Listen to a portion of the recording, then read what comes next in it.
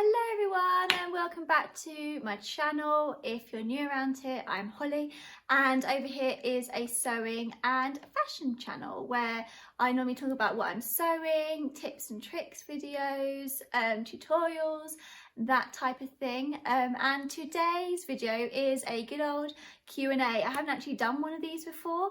So over on my Instagram stories, I asked if anyone had any sewing questions. It could be ask me anything. So I got a range of sewing questions and about me and that sort of thing. So if you enjoyed this video, please check out my other sewing videos and subscribe to my channel.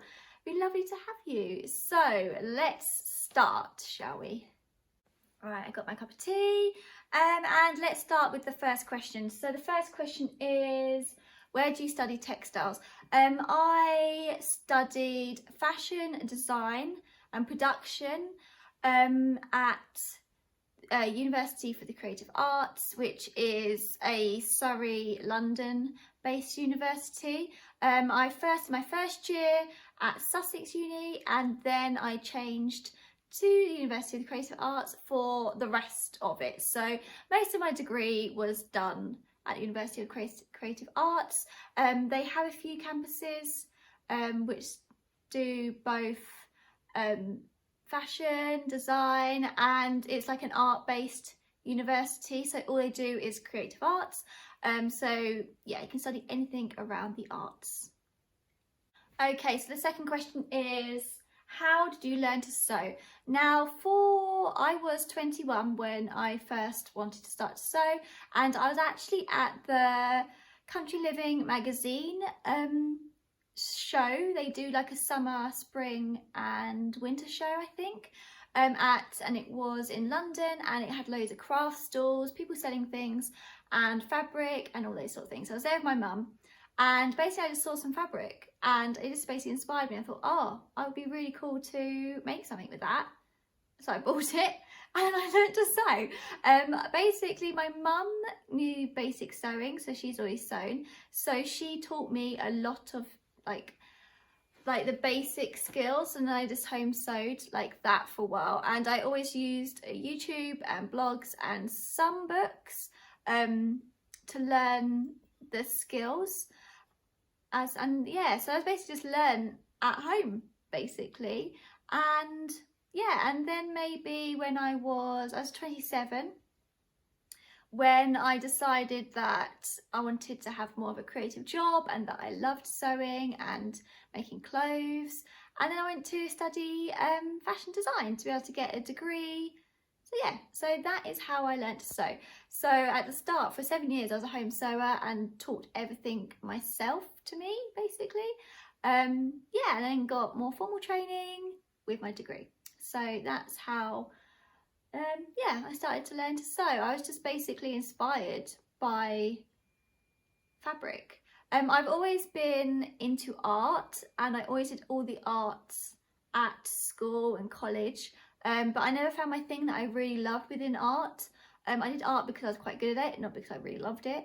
So that's how I learned to sew. One of them is I got asked how old I was, which I don't know.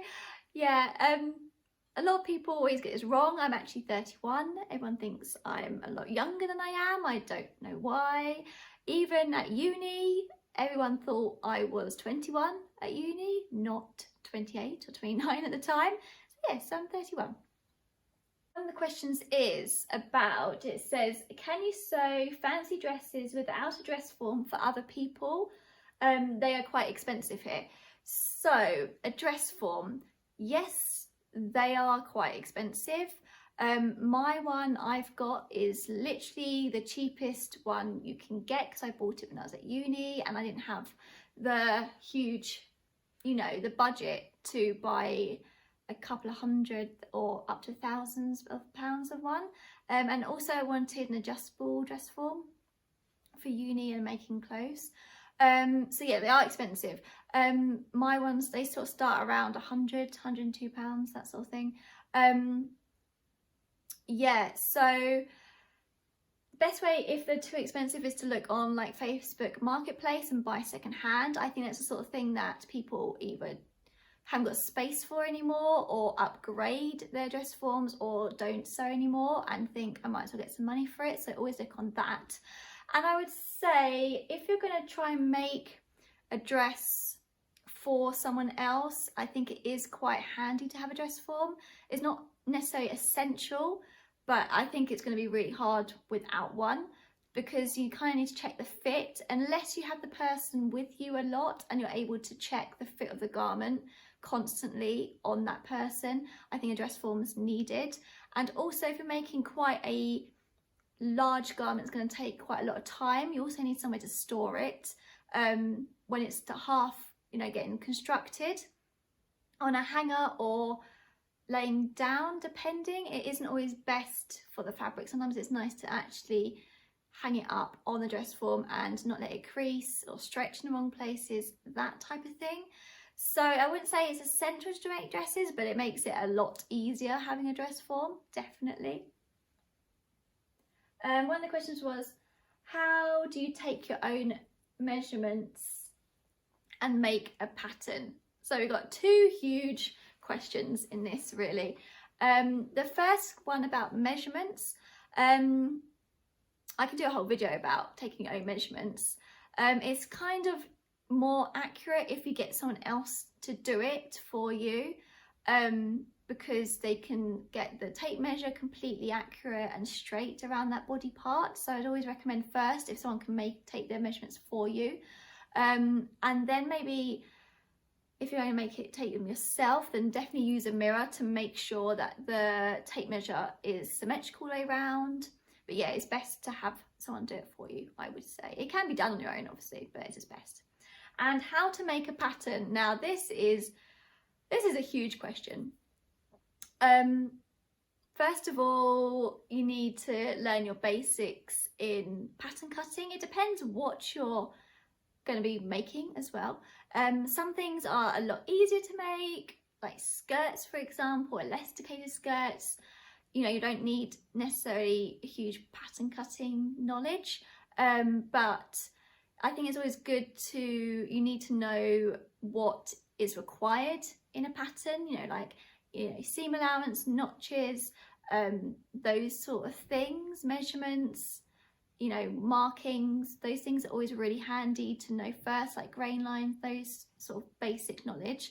And then you can also, I was taught the Winifred Aldridge pattern cutting methods and style, which you can buy her book, and that will give you all the basic pattern cutting techniques of how to make your own blocks, and then you can just basically learn your skills from that. But I would recommend getting a book and learning how to make the blocks, and then just keep practicing and experimenting and trialing, that sort of thing. So I would do that. That's the steps I would do first. And the last question I'll answer today is, what fabric is usually used for light? It's quite a broad question, isn't it? Again, it depends on what you're sewing. If you're sewing, let me take a sip of my drink. If you're doing, for example, tailoring, and your lining inside will be very thin, then you can tend to buy Pacific lining fabrics, and it's called lining fabrics, and it's a very, very thin, lightweight, normally polyester or silk. If you want, you know, it to be much better quality, then you can use silk as your lining. Or for dresses, you can have like slip fabric or lining fabric, or depending on what you're making, like I sometimes use in linen fabrics, I just use a double layer of the main fabric. So it all depends, but if you can search for lining fabrics, and that will give you a base, and normally they're, I say, a thin polyester fabric based. So yeah, search for lining fabrics online and it'll give you a bit of an idea, but it depends what you're making, depending on what you're lining. Everything with sewing, it all depends on a lot of things. Anyway, thank you so much for watching my first Q&A about sewing and a bit about me and my sewing.